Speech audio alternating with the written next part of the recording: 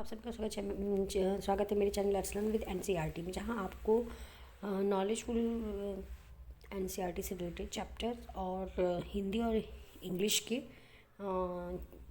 Solution मिलेंगे। इनका जन्म 30 जनवरी, इनका जन्म मैंने बताया जयशंकर प्रसाद जी का जीवन जो परिचय है उसमें उनका जन्म क्या है 30 जनवरी 1889 बनारस राज्य ब्रिटिश भारत में हुआ। मृत इनकी डेथ कब हुई थी 15 नवंबर 1937 में, जब उनकी आयु कितनी थी 47 थी। ठीक है, फिर उसके बाद इनका जो पेशा था जिससे अपना रोजी रोटी कमाते थे, उनका उपन्यासकार, नाटककार, कवि थे।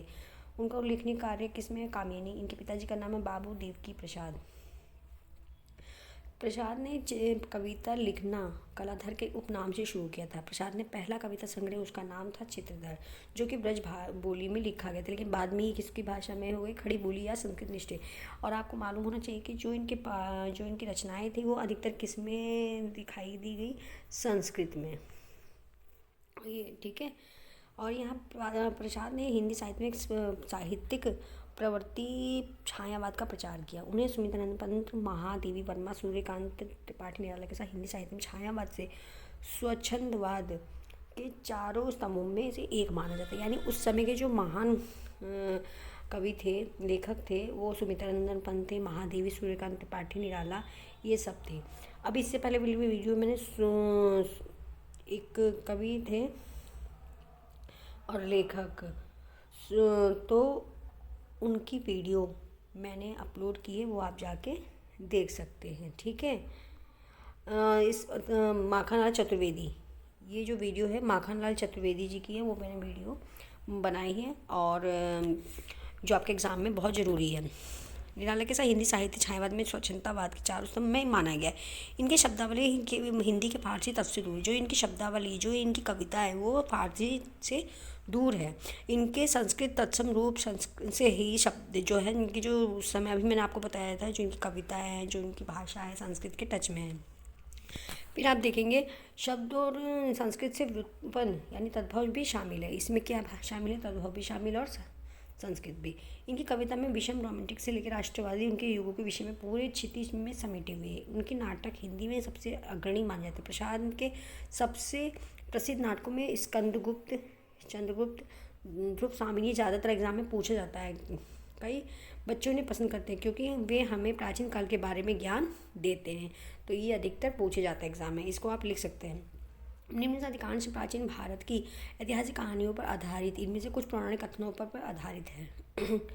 1960 में दशक में राष्ट्रीय नाटक विद्यालय में प्राचीन भारतीय नाटक के प्रोफेसर शांति गांधी ने 1928 में लिखे गए अपने सबसे महत्वपूर्ण नाटक, इसका मूल स्क्रिप्ट में थोड़े बदलाव के साथ सफलतापूर्वक मंचित करके आधुनिक भारतीय रंगमंच के लिए जयशंकर प्रसाद के नाटकों में रुचि को पुनर्जीवित किया। प्रमुख कृतियाँ जैसे इनकी कौन कौन सी थी प्रमुख कृतियाँ जो इन्होंने लिखी थी, देखिए, संपादन करना, कविता ये 2 बार लिख दिया गया संपादन करना। कानन कुसुम, वन पुष्प, महाराणा का महत्व, यहाँ महत्व ऐसे आएगा, महत्व, ठीक है। झरना, आंसू, लहर, कामयानी, मनोरल जलप्रलय पर आधारित महाकाव्य है। प्रेम पथिक, दल्लभ, बाइंडर, आत्मकथा। और इनके नाटक कौन कौन से हैं, संपादन करना, एक घुंड, स्कंदगुप्त जो सम्राट स्कंदगुप्त पर है, चंद्रगुप्त जो सम्राट चंद्रगुप्त मौर्य पे है, ध्रुव स्वामिनी, राजश्री, प्रज्ञात शत्रु, जन्मय जय का नाग यज्ञ। कहानी संग्रह, संपादन करना, आंधी, प्रतिध्वनि, आकाशदीप, इंद्रजाल, संदेह, दासी, चित्रा, मंदिर, रसिया, बालम। और इनके उपन्यास से संपादन करना, कंकाल, तितली, इरावती। ठीक है, ये जो बार बार यहाँ पे संपादन वर्ड आ रहा है, जो इन्होंने संपादन किया है, ठीक है, क्या क्या किया है, कंकाल का, तितली का, इरावती का और करुणालय। ठीक है।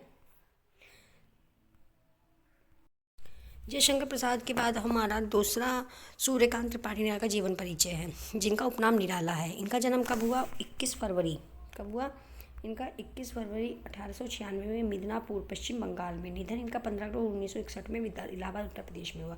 सूर्यकांत त्रिपाठी नायर का जन्म 21 फरवरी अभी हमने यहाँ पे बताया है, बंगाल की महिषादल रियासत यानी जिला मेदिनीपुर में हुआ है। इस जन्मतिथि को लेकर अनेक मत है, लेकिन यहाँ पर विद्वान मत एक मत है कि 1930 से निराला बसंत पंचमी के दिन अपना जन्मदिन मनाया करते थे। महाप्राण नाम से विख्यात निराला छायावादी और दौर के 4 स्तंभों में से एक है। उनकी कृति अभी हमने वहाँ भी देखा था कि हमने पढ़ा था, सूर्यकांत त्रिपाठी, निराला, महादेवी वर्मा और माखनलाल चतुर्वेदी, ये सब हमारे छायावादियों के। इनकी कृति के आधार पर सरोज स्मृति राम, अब यहाँ पे देखिए इनकी कृति देखिए, सरोज स्मृति राम की शक्ति पूजा, कुकुरमुत्ता, सरीखी लंबी कविताएं हैं जो उनके प्रसिद्ध गीतों और प्रयोगशाला कवि कम उनके साथ साथ रची जाता रहा है। उन्होंने पर्याप्त कथा कथेतर लेखन भी किया है। बतौर अनुवादक भी सक्रिय रही है। हिंदी में छंद मुक्त छंद प्रवर्तक भी माने जाते हैं। वह मनुष्यों की मुक्ति की तरह कविता की भी मुक्ति के पक्षधर थे। 1930 में प्रकाशित अपने कविता संग्रह परिमल की भूमिका में उन्होंने लिखा, अब क्या परिमल की भूमिका में इन्होंने लिखा है कि मनुष्य की मुक्ति कर्म के बंधन से छुटकारा पाना और कविता की मुक्ति छंदों के शासन से अलग हो जाना है। निराला के बचपन में उनका नाम क्या था? सुरजू कुमार रखा गया।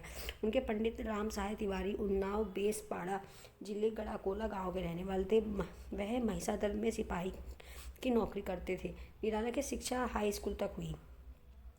हिंदी, संस्कृत, बांग्ला भाषा साहित्य का ज्ञान उन्होंने स्वाध्याय में अर्जित किया। उनका जीवन उनके ही शब्दों में कहे तो दुख की कथा सा है। 3 वर्ष की आयु में उनकी माँ अब देखिए जब वो 3 वर्ष के थे, अब देखिए बाल्यावस्था में ही उनकी माँ की, और 20 वर्ष में, जैसे ही वो 20 वर्ष के हुए यानी कि जब वो यंग हुए तो उनके पिता का देहांत हो गया। बेहद भावों में, अभी सोचिए जिसके माता पिता ना हो तो उसके बच्चे के पास कितना अभाव रहेगा हर चीज़ का।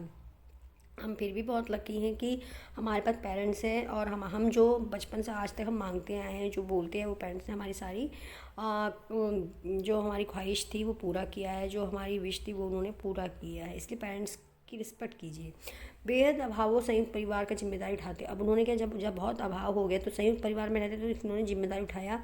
और निराला पर एक आघात तब हुआ जब पहले महायुद्ध के बाद यानी जब बीमारी फैली थी युद्ध के बाद, उनकी पत्नी मनोरमा देवी का भी निधन हो गया। पहले माँ गई, फिर पिता, फिर उनकी फैमिली में उनकी पत्नी। देखिए इस महामारी से उनके चाचा अब धीरे धीरे क्या, वो महामारी इतनी फैली कि उनके चाचा, भाई और भाभी का भी ध्यान। इसके बाद की उनकी जीवन स्थिति का काव्य पंक्तियों में समझा जा सकता है। अब उन्होंने क्या किया, कविताएं लिखना शुरू कर। धन्य मैं पिता निरर्थक था, कुछ भी तेरे हित न कर सका, यानी कि मैं पिता, यानी मैं बिल्कुल निरर्थक था, तेरे लिए मैंने कुछ नहीं कर सका। जाना तो अर्थ गमो पाए, पर रहा सदा संकुचित काय, लगकर अनंत आर्थिक पद पर, हारता रहा वह स्वार्थ मार। यानी कि जब जानने लगा उस समय तो हर उपाय के अर्थ मुझे पता रहने लगे, पर सदा लेकिन फिर भी मैं हमेशा संकुचित ही रहा। लग कर अनर्थ आर्थिक, और आर्थिक पर हर कुछ अनर्थ होता रहा, और मैं हर पथ पर क्या हुआ, हारता रहा। ये पंक्ति निराला की कालजयी कविता सरोज स्मृति से है। ये देखो कहाँ से है, ये सरोज स्मृति से है। उन्होंने इस कविता मात्र 19 वर्ष आयु में ही मृत्यु को प्राप्त हुई थी। जो ये कविता उन्होंने मात्र 19 वर्ष की आयु में तो प्राप्त अपनी बेटी सरोज की स्मृति में लिखी थी। अब देखिए इनकी बेटी भी जब 20 की थी, 19 की सॉरी, तो निराला का व्यक्तित्व घनघोर सिद्धांतवादी और साहसी था। वह सतत संघर्ष पथ के पथिक थे। वह रास्ता उन्हें विपक्षता तक भी ले गया। उन्होंने जीवन और रचना अनेक संस्तरों पर जिया। इसका भी निष्कर्ष उनका रचना संसार इतनी विविधता और समृद्धता लिए हुए है। हिंदी साहित्य संसार में उनके आक्रोश और विद्रोह, उनकी करुणा प्रतियोगिता की कई मिसालें कहानियाँ प्रचलित थी। उनका जीवन उत्तरार्ध इलाहाबाद में बीता। वहीं दारागंज नाम के मोहल्ले में 15 अक्टूबर 1961 में उनका देहांत हो गया। ये उनकी रचनाएं हैं। ये देखिए, अनामिका, परिमल, गीतिका, तुलसीदास भी ध्यान रखिएगा, कुकुरमुत्ता, अणिमा, बला, नए पत्ते, अर्चना, आराधना, गीत, कुंज, साध्य, काकली, अपरा, निराली की प्रमुख, अभी देखिए निराला की प्रमुख कृतियाँ कौन है, लिली, सखी, सुकूल की बीवी, उनके प्रमुख कहानी संग्रह में कुली भाट, बिल्लेसुर, बकराहा उनके चर्चित उपन्यास हैं। चाबुक शीर्षक के उन्होंने निबंधों में से एक पुस्तक भी प्रसिद्ध है। कौन सी प्रसिद्ध? तो चाबुक शीर्षक से, यानी उनके निबंधों से एक पुस्तक भी प्रसिद्ध है। 1976 में सूर्यकांत त्रिपाठी निराला जो थे, भारत सरकार द्वारा डाक टिकट भी जारी किया गया है। और मैं आपसे क्वेश्चन और पूछती हूँ, और भी मैंने इससे पहले जो बताए थे, यानी कि माखनलाल चतुर्वेदी, यानी माखनलाल चतुर्वेदी थे, उनके भी डाक टिकट जारी हुए हैं। ठीक है,